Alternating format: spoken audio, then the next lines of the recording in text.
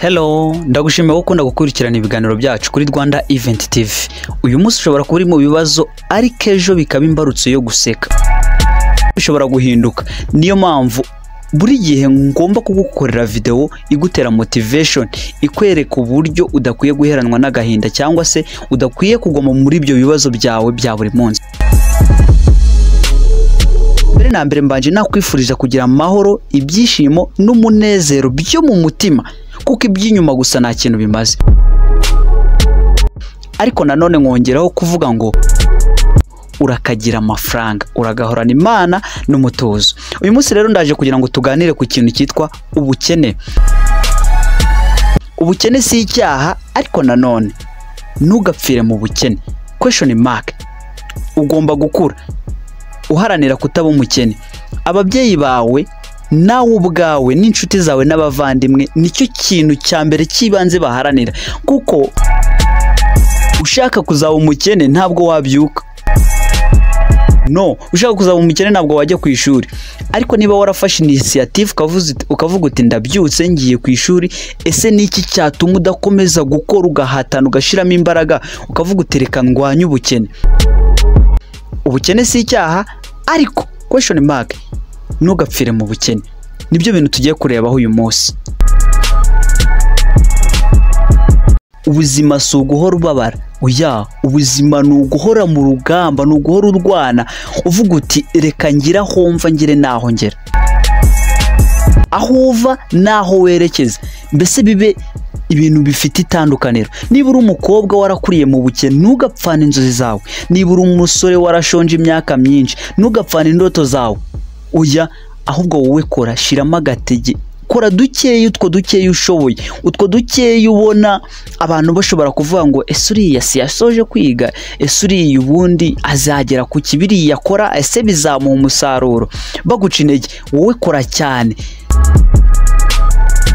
ishirireho intego zawe, yaruru nakubwiye kuvuga ngo ntugapfire mu bukene. Kora, haguruka.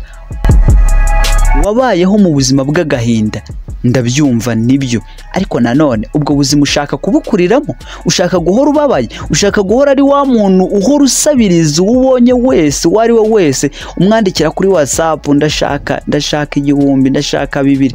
Oya, haguruka ukore. Niyo mpamvu uyu munsi naje gutegura ikiganiro kirambuye kugira ngo tuganire, hanyuma nawe uze kubyandika muri comment uvuga uti ibi ngibi nibyo umuntu agomba gukora cyangwa se agomba kubikora gutyo, hanyuma tuze gusharingana ibitekerezo.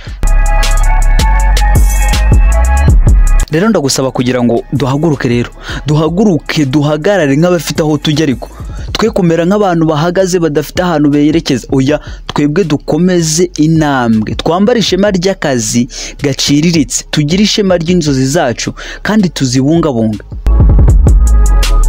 Kuko umunsi umwe abantu bamwe bazatangira kuvuga ngo uriya ni wa muntu twigeze twita umukene, ariko yishe ubukene, arahaguruka, arakora, aratangira. Kabane nubwo abantu batabyumva, kabane nubwo abantu baguca intege, ariko ndakwiginze kugira ngo utangire wowe uhaguruke none. Erega bariya bose tubona bakize ntabwo ari uko bari bafite ibya mirenge. Wenda hari ababa barafashijwe n'imiryango, ariko nanone abakire bose ku isi cyangwa se abakire bose mu gihugu tuvuge ko ariko bafashijwe n'imiryango yabo. Oya, hari abahagurutse, hari abatangiriye kuri zero, ubusa buri. Wowe ushobora kuba ufite n'ayo mashuri, ushobora kuba uzi no gusoma no kwandika, ariko hari abakire batazi gusoma no kwandika, kandi ubu ngubu nibo batanga akazi ku bantu bize. Sinzi wowe icyo ubura rero, ntabwo nzi ikintu ubura. Ikintu ubura cyandika muri comment, hanyuma nze kukugira inama. Ndakwiginze, reka duhaguruke dukure amaboko mu mufuka. Uyu munsi rero ikiganiro cyari iki ngiki. Ndashaka kugira ngo njye mbategurira ibiganiro nk'ibi, ibiganiro bifokasinga kuri motivation ituma duhaguruka, hanyuma tukikura mu bukene, ku buryo abantu bifuza ibyo twebwe dutunze ubwacu. Ndabakunda rero, mugira amahoro n'amafaranga. Amahoro aturutse ku Mana, amafaranga aturutse ku Mana. subscribe, like, share na comment niba uzi kutarabikora.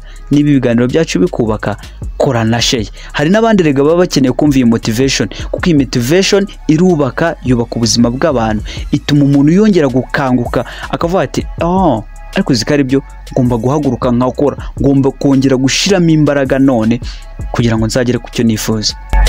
Ndabakunda.